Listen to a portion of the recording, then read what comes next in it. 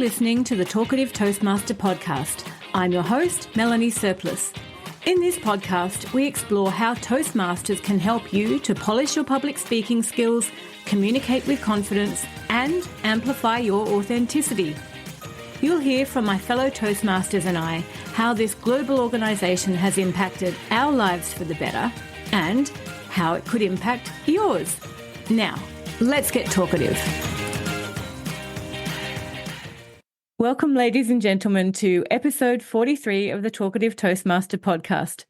This week, my guest is Brendan O'Sullivan. He's been a Toastmaster for just over 3 years, starting in the Mad Chatters Club on the north side of Brisbane. He recently joined his second club, Leading Edge Advanced Toastmasters. Brendan has packed a lot into his time in the organisation, having held positions of club president, area director, and club coach. Brendan, I believe we first met when I evaluated you in an Area 20 evaluation contest last year. It's so cool that we're now club buddies and to have you on the show. So welcome.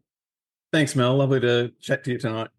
I'm really looking forward to hearing about your Toastmasters journey, but can you perhaps start where it all began and why did you join Toastmasters? Okay, so I'm a skin cancer GP. And at some point I got tapped on the shoulder and asked to lecture in that. And I immediately had, looking over my shoulder, had imposter syndrome. And thought, but anyhow, I thought I'll take the challenge. This is an opportunity. And I did it. And no one really comes up to you and says, hey, you really suck, mate. But I kind of felt that I probably wasn't that great. I definitely had the deer in the headlights. I was self-conscious. And I thought, you know what? This is a great opportunity. I want to continue to pursue this opportunity, but I don't want to be really bad at it. And I thought I'm going to take myself along to Toastmasters and learn how to be a good public speaker because I don't want them falling asleep on me. I want to be engaging and I want them, if I'm making some, learning points, I want them to learn as I'm delivering it, give them ram home some take-home messages and be an effective teacher. So that's what I did. Okay, and so you've been in Mad Chatters ever since and completed one entire pathway and moving on to the next pathway. How did you find that process and then the skills it gave you to go on to lecturing? Look, I found it great. And I think that what I found is that the more speeches you do, the first thing it probably helped with was being less deer in the headlights. I got more and more comfortable with getting up in front of, lecturing or just in front of fellow Toastmasters because they're very supportive, of course. I mean, maybe that was something that was going to happen anyhow.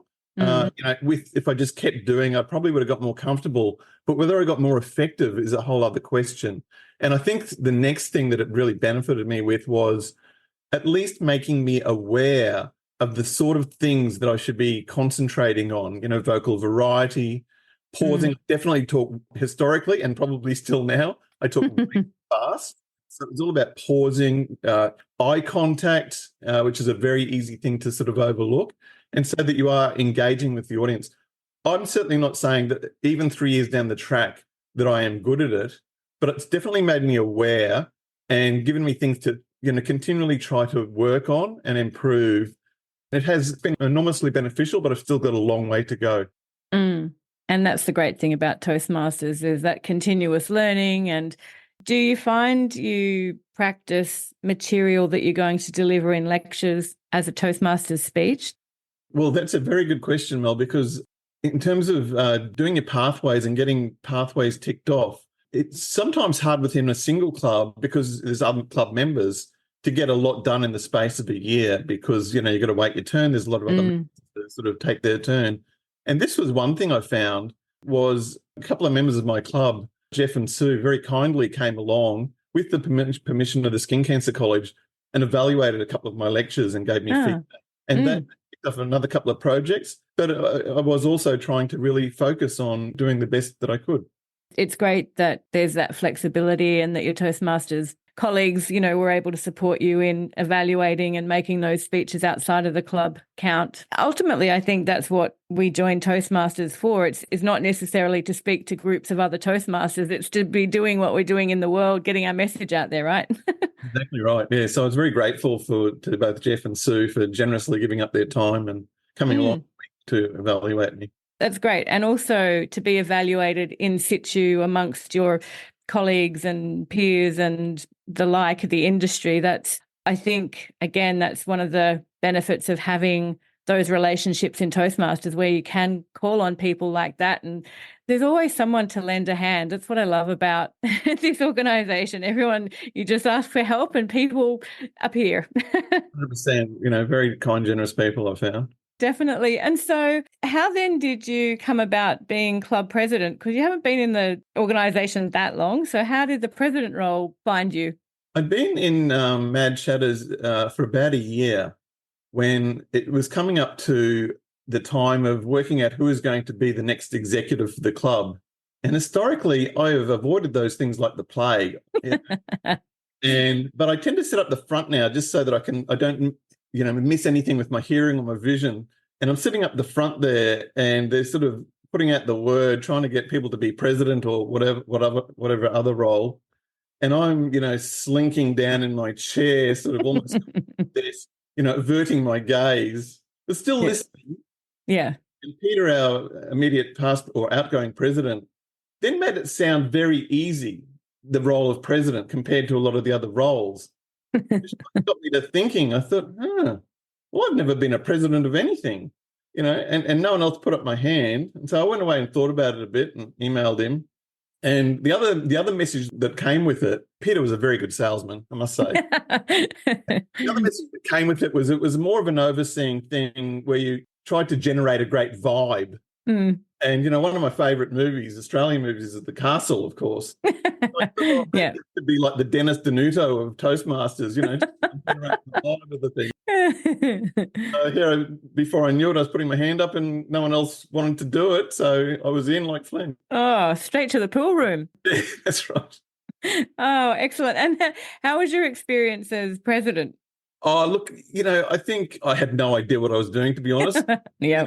I was really quite newbie at it. But you have all these more experienced people around you that are giving you, advice, or you can go to them for advice.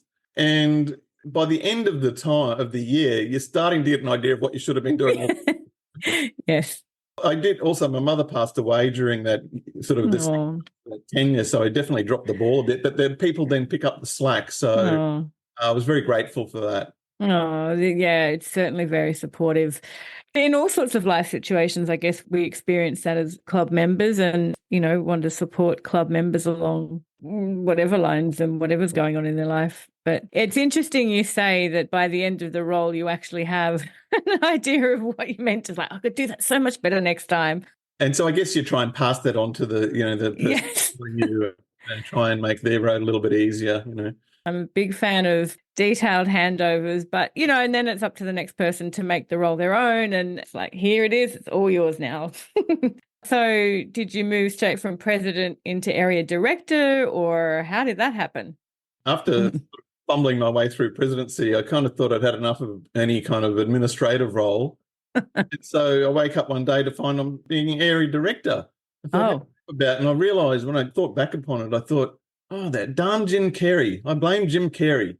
You ever seen a movie called Yes Man, where he just says yes to everything? Oh, yes. Yes. I think I took that on board too much. So that's how I found myself as area director. You embraced the yes. Embraced just saying yes and giving everything a crack and seeing what happens, Fallen in yet. And so it was literally president 1 year, area director last year. Yes.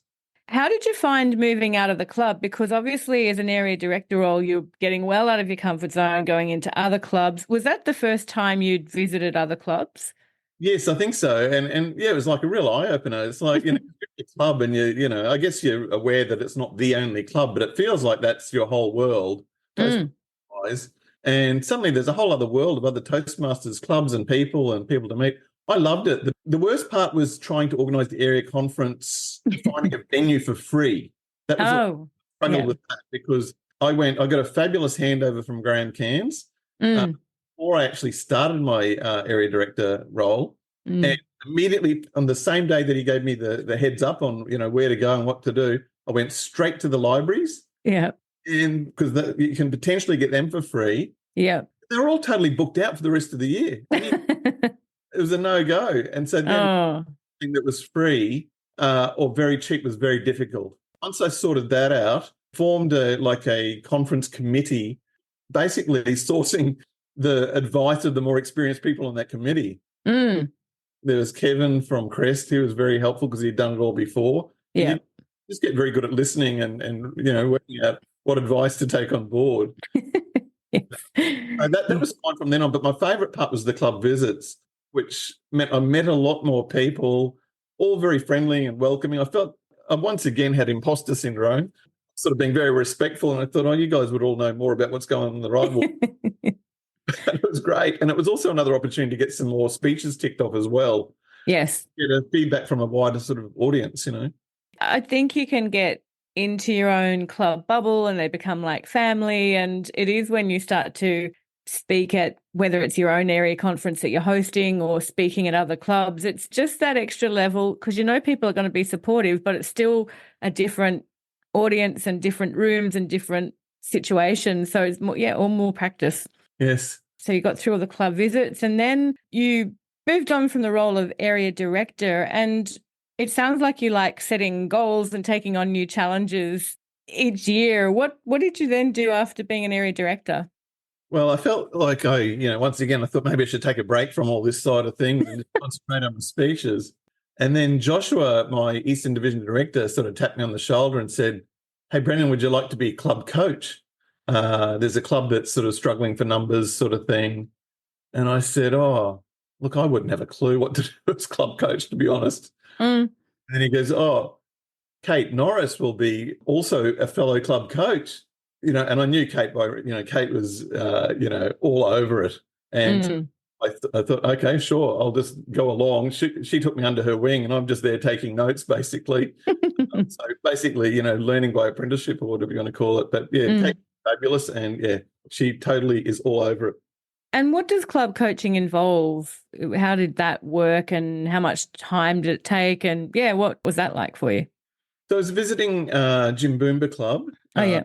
Who a fabulous club with a great group of people, but they're just a little bit low in numbers. I'm not sure why, if it's because they're quite rural and it's a bit of a hike for some people or not.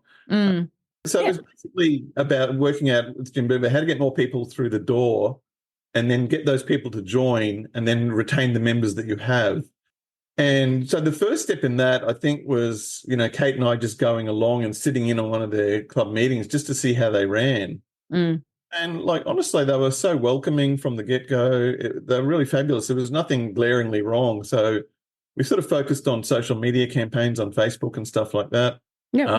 And then we sort of had semi-regular Zoom meetings where Kate basically ran them. And as I said, I'm sitting there taking notes and trying to think of something wise to say every so often, throw my 2 cents in. But Kate had a great plan and was sort of running through that with the club president and VPE, Marty and Fiona, both fabulous, and just, brainstorming basically on what we could do to help the club get their membership up, which was basically the only thing. Everything else seemed to be running well. It was purely a numbers thing because you need to have a minimum number for the club to continue to function.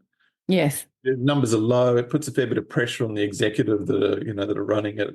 So it's been a combination of in person going and sitting in on their meetings since then, as well as sometimes contributing to the meetings and just having some regular Zoom meetings and then thinking about things, brainstorming.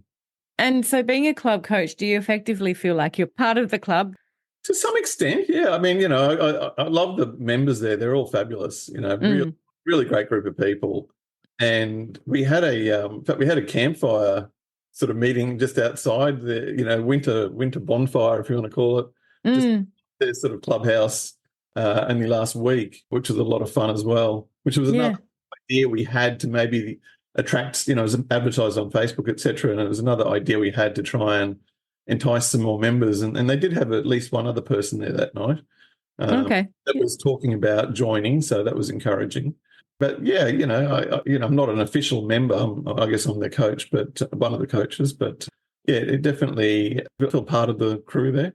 I did actually see photos of the campfire meetings. I think there was a couple of them over the last few weeks. I was going to try and get to one, but I think I was doing my own club visit. So I missed out on that, but I definitely want to get down to that club. It's not that far down the road from me. But I guess that's the thing about Toastmasters as well. You could decide on a whim to turn up to any club and they would welcome you with open arms, which is lovely. Amazing, yeah. Now, are you actually working towards your DTM achievement? Because it sounds like you're slowly ticking off the various requirements for the DTM. Well, you know what? I heard of this thing called DTM sort of, I guess, partway through my first pathway. And being a total noob, I never really looked into it. And I kind of thought naively that maybe that's what you are when you've sort of completed a pathway, you know? You got to Yeah. a pathway and heard, oh, no, it's two pathways plus some other stuff. So then I got towards the end of the second pathway and I found out you had to be an area director, which was another influencing, factor in why I said yes to becoming area director. Yeah. And then there's, I don't know, I keep becoming aware of, I should have looked at that, I guess, but of where other sort of, the goalposts in my mind keep moving. I think the goalposts have been the same the whole time, but when I discover more things that you need to do, they seem further and further away. Well, you've certainly ticked off some of the big items. And so what then drove you to become a member of Leading Edge? Oh, look, I just got once again tapped on the shoulder and once again imposter syndrome. And I thought I really liked the members that I'd met of Leading Edge. I guess it's another way to, get more speeches done. And, we had a fabulous time at Caloundra, at D60. Yes. So it was shortly after that I got asked to join. And not because it would help them reach one of their one of the DCP points. I think it was the rock lobster costume, actually. Is that right? Yeah, and so you've been to a couple of district conferences, you were saying. So Caloundra wasn't your first. You were saying that you'd been to Eaton's Hill. So how did you find the district level conferences? Oh, absolutely fabulous. The level of the speeches was just next level, basically. Really, really top notch. And, you learn so much from that. And then there's also, outside of the competitions, you've got these keynote speakers, you've got educational sessions, but then there's the whole network, meeting people, don't necessarily want to network because I'm not really trying to do anything for my work. I just like meeting people and just been fabulous in that respect. Yeah, I was having a chat with another guest and we were sort of talking about it being like networking without the pressure. There's no sales pitch. Everyone's just there because they're interested in Toastmasters and public speaking and improving themselves, and no one's selling anything, which is so nice for a networking event, right? Yes, exactly. And I know that you've just come back from the States over at the global convention. So how was that? I mean, what an amazing adventure for you. Yeah, well, shortly after Colin won at Caloundra, D69, he'd won at the district level, D69 level, but the video of that speech had to go through regionals. So I believe that there were, for Region 12, there were 8 people vying for 2 positions going through to the international competition in Anaheim. And so at that point, it hadn't been decided. And, this was sort of at the end of that D69 conference, everyone had gone home and there was a dinner and Colin was there. And, they were all talking about going to Anaheim, and that someone said, would you like to come, Brennan? And I had a uni course thing to do down in Tasmania like the week before. And I thought, I couldn't possibly go. I'd love to go and thank you for the invite. Couldn't possibly go. But, the seed gets put in your head then, I was thinking, geez, it's the 100-year anniversary of Toastmasters. There's a good reason to go. I really liked the group that was asking me to join them. Yeah. So that's reason number 2. And then the third potential reason, and you need 3, right, was that Colin was actually going to be there. And I love his speech so much and the message that he gave. You know what? I reckon he's going to be there. I'm sure of it. So I reckon that's going to be 3 good reasons. I was backing that in at that. Yeah. And I turned around shortly afterwards and said, actually, count me in. I'm going. I went. Wow. The power of the shoulder tap and, the planting of the seed, right? Yeah, that's right. I know. Yeah. Well, I was very honoured and, happy to be invited. And I think that's one of the things about Leading Edge and that particular group of people. They're all very driven. They're all very committed to Toastmasters. And I think it is infectious. You can't help but become a Toastmasters tragic. I think I've become I've always been interested in Toastmasters, but I think I've reached tragic level status by joining Leading Edge, and I've been there for 18 months. Now, the only reason I didn't go to the States was that the weekend after Caloundra, I was flying out to Malaysia, which I'd had booked for months. So, I probably would have gone too, actually, had I not been flying out on the Tuesday after we got back from Caloundra. So, It's been great to have you there, but yeah. Yeah. So when you're in Anaheim, obviously many more people. Did you find that they were fairly similar to Toastmasters here? I guess so. Everyone was so friendly. And I guess one of the first things that really struck me is, they had this opening ceremony. And it was very much like the Olympics opening ceremony. I think there were something like 162 countries. Wow. There was a marching of the flags, and the room was packed. I don't know if it was something like 1,500 people there or something like that. It was just enormous. So because of so many flags, it went on forever,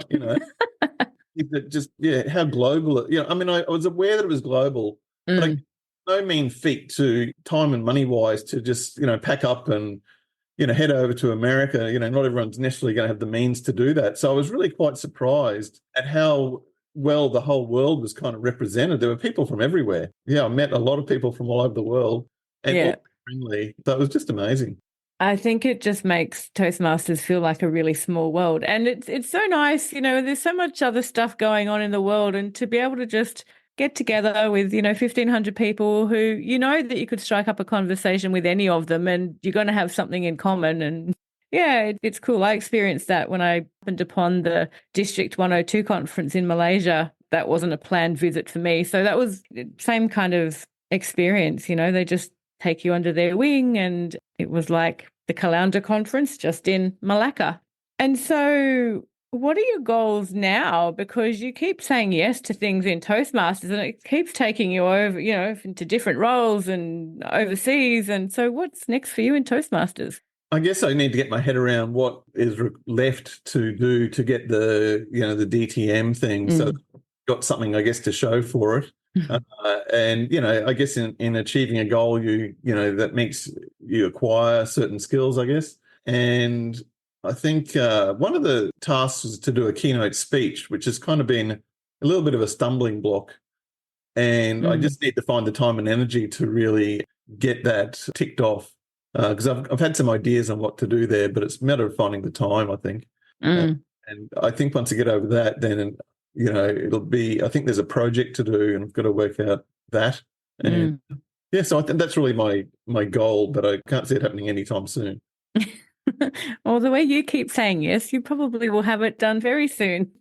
And in all this Toastmasters experience, what are some of the skills that you would say that you've learned? Well, I'll share with you a couple of tricks because, for example, when Marty asked me to do a speech last Wednesday, this was after work and I didn't have a speech prepared. Yeah. Do a speech night, someone had fallen out at the last minute. So I had to had about, not even an hour to quickly write a speech and sort of try and memorize that before I got there. And actually I ran out of time to do it on this occasion, but other times when found myself in similar situations before where I know you should rehearse and that would really make a difference potentially.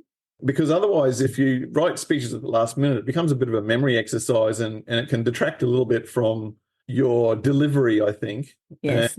And so when I was area director and you'd do these club visits, it was probably some of them were like a good 40-minute drive away. And so one of the first tricks I learned is if I was writing my speech at the last minute, I would then copy and paste that, just as I was getting in the car, copy and paste that into a message to myself. Yeah. Ask Siri to read it on the way. Oh, perfect. Yeah. Yeah, except that Siri is very much monotonous. There's no vocal variety or pauses or anything like that. So that was for my vocal variety and pausing. But then the next trick I learned was if it had, another 5 to 7 minutes yes, before you jump in the car, to dictate it on a voice memo and then play that back to yourself on the loop in the car. Yes, I do that. I have used that tip before. I haven't done the Siri one, but I have definitely embraced the recording it and Yeah, and if I can do it the day before or even further further in advance, I'll listen to it on the way to work or on the way home. And yeah, I might listen to a speech many times and talk along with it. So yeah, I do that. I find it really helpful because then you're sort of evaluating yourself as you go as well. Yeah. But I think longer speeches too, and I'm gearing up to do I think it's the 20-minute preparing to be a professional speaker keynote kind of speech. And I did that once in the first pathway I completed, but I don't know why I'm feeling a little bit more nervous about this one. I think I'm putting more pressure on myself to make it a solid, meaty keynote as opposed to a long speech, So I think the keynote type of message has got to have, if I look at the type of speakers that were at Caloundra, for example, or those kinds of speakers, and now I have a bit more of a goal, a bit more of a benchmark for, I want to be doing those kind of speeches. So probably putting a bit more pressure on myself with that one as opposed to the last pathway. How about you? Because you've got ideas about what you want to do for yours. Yeah, well, as I said, I initially used to speak way too fast. That's my natural thing, was to be a very fast speaker. So when I was writing these 7-minute speeches, they're probably going more closer to, 7.5 minutes and speaking 100 miles an hour. So if I slowed it down to a better pace, quarters, there's a 15-minute speech, Yeah. Yeah. You have to get another 5 minutes and there's a keynote speech. So yeah, I've got ideas there, but I've just got to sell it. I think get someone who's willing to. I wanted to do it at a school and give a skin cancer message. So that was the idea, basically, on skin cancer prevention. I've got to just work out how to pitch that and get people that are interested enough to put me on. Yeah. Message. So. Interesting. Because there's a lot of information out there about skin cancer, but I guess it's sort of the way you present it and your message and, speaking from your experience. And yeah, it's just putting your own spin on that important message. Yeah, I wanted to target sort of high school students because, you get to my age, a lot of the damage is done. It's so important to get that early prevention going on. Yeah, definitely. Get that message out there at a time that they might be sort of shying away from the parental advice about it. Are you still lecturing in the topic now, and is that getting easier? Yeah, it is. I'm doing it online this Saturday. So, and it's, as I said before, like, I guess to a certain extent, the more you do something, the more you get comfortable with it anyhow. But yeah, I'm focusing on trying to speak a bit more clearly and, emphasize whatever points need to be made. Thinking about those things that Toastmasters continually get you to reflect upon, which you learn not only from your own speeches, of course, you learn from listening to evaluations of other people's speeches, don't you? And then seeing the best in the world do it, like at Anaheim. And it's even interesting to watch some of those speakers practice their speech and refine it and take on feedback and then deliver the speech again. I've seen both of Colin's speeches many times in different environments, in the Leading Edge. We heard it a few times in Leading Edge, and there are other events where he delivered that speech getting practice. But yeah, each time it's like, oh, that's something new. And you get to know the speech, and there's so much work going into it. And I think that's what makes the really great speakers great, because there's so much refining. And I think I want to do less impromptu presentations or preparations like you were talking about. I will often jump in at a last minute opportunity to do a 5 to 7 minute speech in a club meeting, and I'll throw something together, and I know it's not going to be the best speech, but it's like, I'll do it. So I think I would like to do, focus on a bit more crafting of speeches in the next pathway. The other thing, I learned, and I'm sure you know this, but is that when you've done those last minute speeches, Toastmasters allows you to redo those speeches again. And so you've already written them. Now it's time to, craft, edit them, get the material down, but also work on your delivery. Yes. I think that's, you develop a sort of a body of work, I guess, of your own sort of stories or whatever it is. Really, work on them, I think. Yeah, I think so. And I also find that helpful for table topics. If you've got this bank of stories that you can somehow latch onto, and the more of those speeches you do, and in a competition situation, Like I was explaining this to a mentee last night, you only need a bit of a thread, a remote thread to get you from the topic that you've been given to a story that you know really well. And if you can find that thread real quick in your mind and then get you onto something that you know and that you can talk about passionately, that can be one of the easiest ways to do table topics. But it's always luck of the draw because you never know. You never know with table topics. It's so random. Do you like table topics? Oh, look, sometimes I've loved it, if they ask me something that gels with me or that I think of something that I can work with straight away. And other times it's definitely been like deer in the headlights. Help. Why you're looking at me. Yeah. One of the online tools available in the Toastmasters portal is this platform called Udly, and it can throw you practice questions and you record yourself doing it. And I was playing around with it, and some of the questions I couldn't even speak for 2 minutes on. And I'm like, I've been doing this for how long? And I don't know if it's the online delivery and the fact that there's no one else around. You're just talking into a computer for 2 minutes. But I found that really hard. So I'm going to keep doing it every couple of days just for practice, because I figure if I can't get to 2 minutes on any table topic at this point, I need to practice more.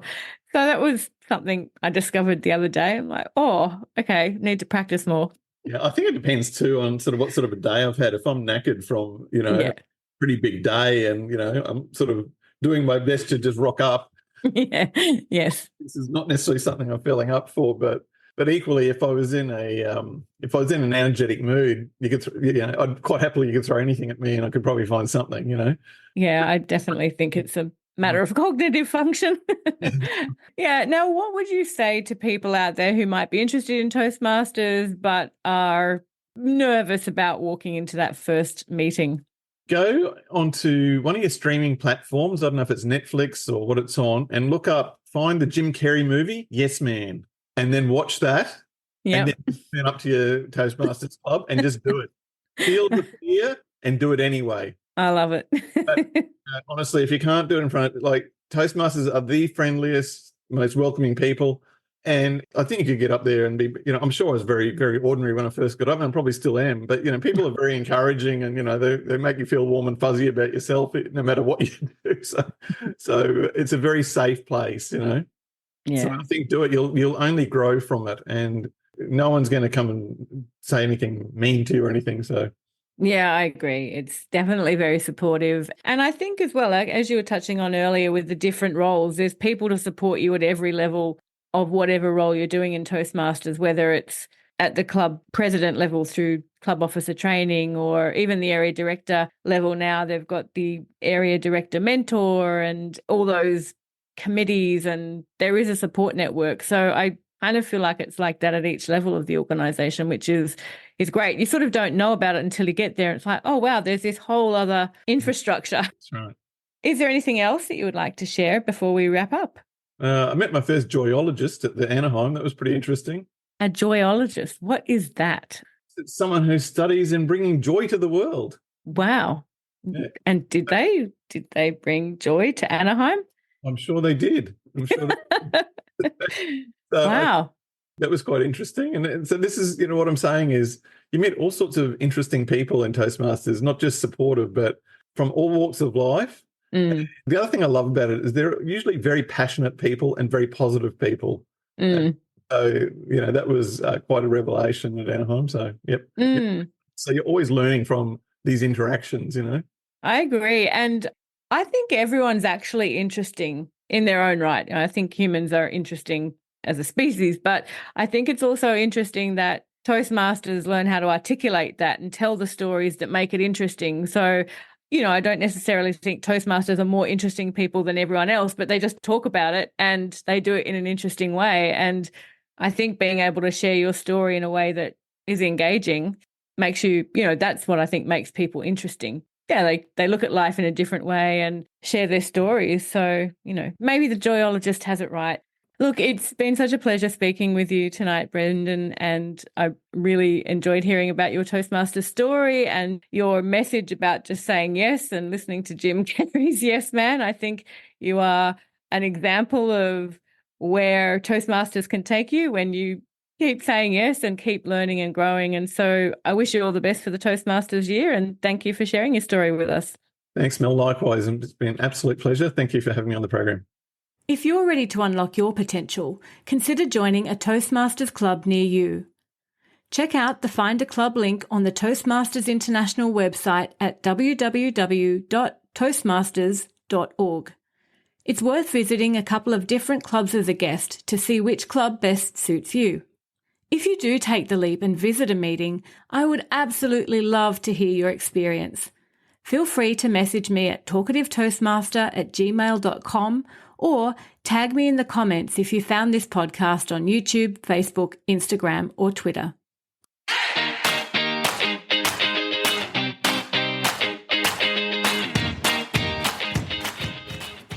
Thanks for listening to today's show. Head to talkativetoastmaster.com where you'll find the show notes for this and all other episodes, as well as links to some awesome Toastmasters resources. If you found value in today's content, I'd really appreciate if you could share it with friends and colleagues who may be interested, or leave a review on iTunes. This will help more people to find us. Until next time, remember the words of Eleanor Roosevelt. You gain strength, courage, and confidence by every experience in which you really stop to look fear in the face. So let's face that fear and step into the spotlight with confidence and grace. Have a great week.